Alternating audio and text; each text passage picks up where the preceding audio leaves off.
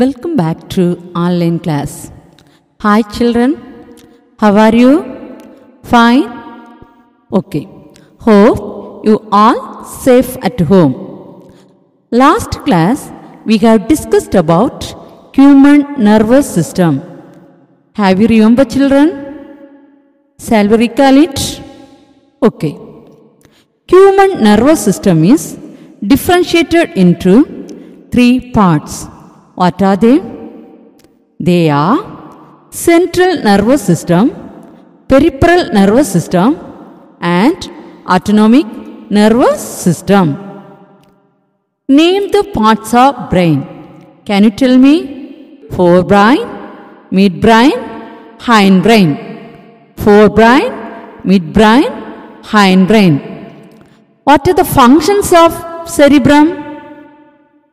They are responsible for thinking, intelligence, consciousness, memory, imagination, reasoning and willpower.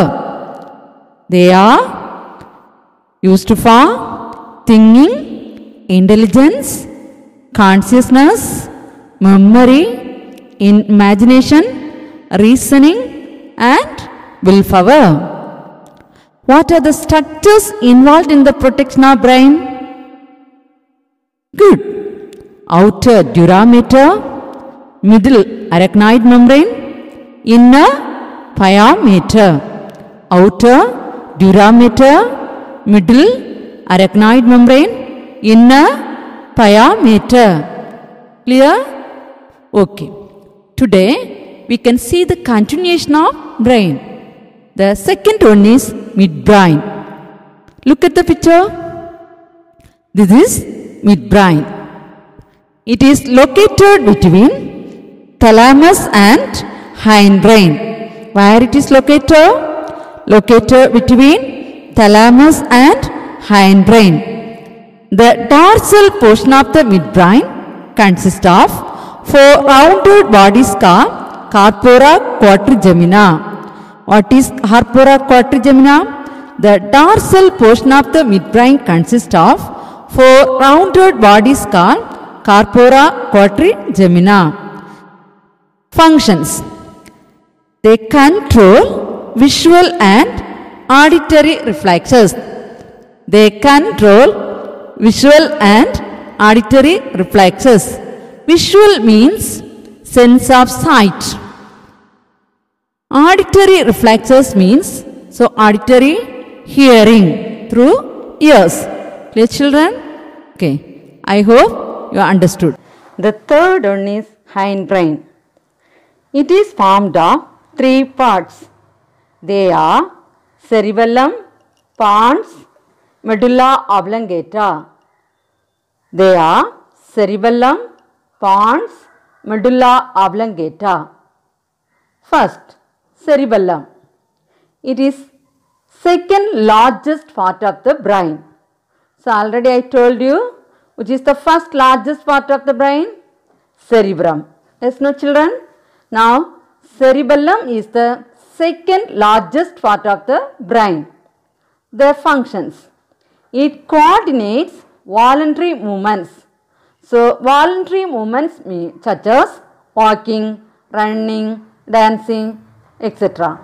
and also maintains body balance. Pons, a Latin word meaning bridge. It is a bridge of nerve fiber that connects the lobes of cerebellum. So, pons means what? It's a bridge of nerve fiber that connects the lobe of cerebellum. Functions. It relays signals between the cerebellum, spinal cord, midbrain and cerebrum. So, it sends the signals between cerebellum, spinal cord, midbrain and cerebrum. Second function. It controls respiration and sleep cycle. Okay, controls respiration and sleep cycle. Have you heard it children? Next. Medulla oblongata. So, medulla oblongata is the posterior most part of the brain. So posterior means if any organism has two parts, one is anterior, another portion is known as posterior. That is, upper part is called anterior and the lower part is called posterior. Here, medulla oblongata is the posterior most part of the brain that connects spinal cord and various parts of the brain. It has cardiac centers, respiratory centers, vasomotor centers to control heartbeat, respiration and contractions of blood vessels. Clear? What are the functions?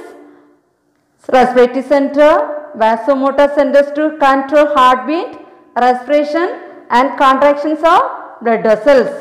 Also regulates vomiting and salivation. So these are the functions of medulla oblongata. So once again we can see brain. So brain is divided into three parts. What are they? They are forebrain, midbrain, hindbrain. So forebrain consists of the following parts. What are they? They are cerebrum, thalamus, hypothalamus. Midbrain consists of four rounded bodies called corpora quadrigemina. Clear? Hindbrain. It consists of cerebellum, pons, medulla oblongata. Cerebellum. What are the functions? Voluntary movements as well as maintains body balance. Pons. Respiratory and sleep cycle. Medulla oblongata. Control heartbeat, blood vessels as well as vomiting and salivation. Clear children? This is important. So structure and functions of brain, learn it. Okay. Next we can see spinal cord. So spinal cord is the continuation of medulla oblongata. Okay, spinal cord is the continuation of medulla oblongata. It's a cylindrical structure lying in the neural canal or vertebral column. So vertebral column means backbone. You know, yes, we all have backbone. It is covered by meninges. So already we studied brain is covered by meninges. Okay. Similarly, spinal cord is covered by meninges. So what are they? Outer dura mater, middle arachnoid membrane, inner pia mater. Clear? Next, it extends from the lower end of medulla oblongata to first lumbar vertebrae. So from where it starts? Lower end of medulla oblongata to first lumbar vertebrae. The posterior most region of spinal cord tapers into a thin fibrous thread-like structure called phylum terminale. In cross section, when we are checking the spinal cord contains a cavity is present. The cavity is called central canal. Okay. So internally the spinal cord contains a cavity. The cavity is known as central canal. That cavity is filled with a fluid is called cerebrospinal fluid. That cavity is filled with a fluid is called cerebrospinal fluid. So here the inner region is called grey matter. In brain we have studied inner region is called white matter. In spinal cord the inner region is called grey matter, that is H shaped. The upper end of letter H forms posterior corns and lower end of anterior corns and lower end forms anterior corns. Clear? So upper end of letter H forms posterior corns and lower end forms anterior corns.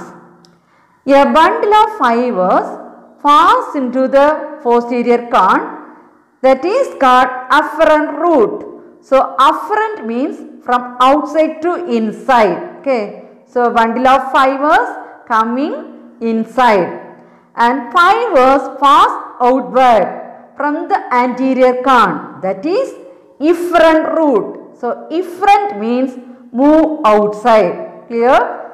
The bundle of fibers pass inside, that is afferent root.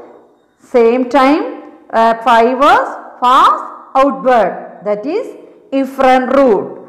These two roots join to form spinal nerves.